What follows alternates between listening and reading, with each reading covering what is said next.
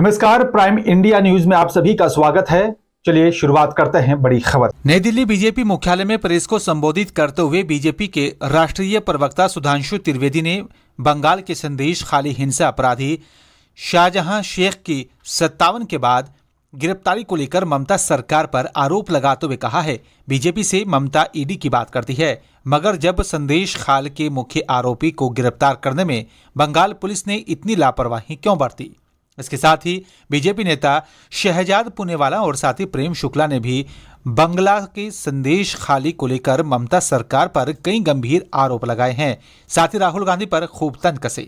आइए देखते हैं दिल्ली से प्राइम इंडिया न्यूज के संवाददाता अजीत कुमार की ये रिपोर्ट। भी आप लोगों के बीच उपस्थित है।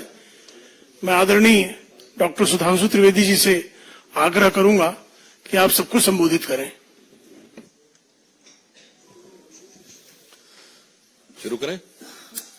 मित्रों, लगभग अब तक 56 दिन तक गायब रहने के बाद अचानक शाहजहां शेख की गिरफ्तारी हो गई। अब यह सोचने वाली बात है कि जैसे ही कोर्ट ने ईडी के मामले में गिरफ्तारी का प्रिवेंशन हटाया गया, पहली बात संदेश खाली के विषय पर महिलाओं के अत्याचार की कोई भी धारा, बलात्कार या बलात्कार के लिए प्रेरित करने की कोई भी धारा नहीं लगाई गई है। दूसरी बात, यह भी बहुत साफ हो गया कि जो पश्चिम बंगाल सरकार स्टैंड ले रही थी कि गिरफ्तारी पर रोक है, उसका संदेश खाली के गुनाहों से कोई लेना देना नहीं था। तीसरी बात, उन्होंने जो ईडी के विषय के ऊपर गिरफ्तारी की रोक हटने के बाद गिरफ्तार किया, तो मैं बहुत साफ पूछना चाहता हूं कि यदि आपने ईडी के विषय पर गिरफ्तार किया है तो पश्चिम बंगाल सरकार उन्हें ईडी को क्यों नहीं सौंप दे रही है।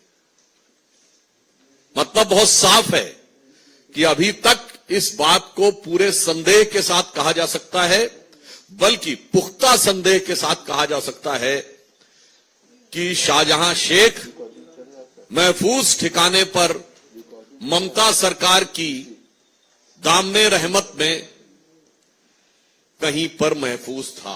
यात्रा शुरू की है और अब मैं इसको व्यंग में नहीं, मैं गंभीरता से कहना चाहूंगा। ये कम्युनिस्ट मैनिफेस्टो लेकर जो उन्होंने अपनी यात्रा शुरू की है, उसके बाद से हो क्या रहा है, वो जिस राज्य में जाते हैं वहीं तबाही का मंजर हो जाता है।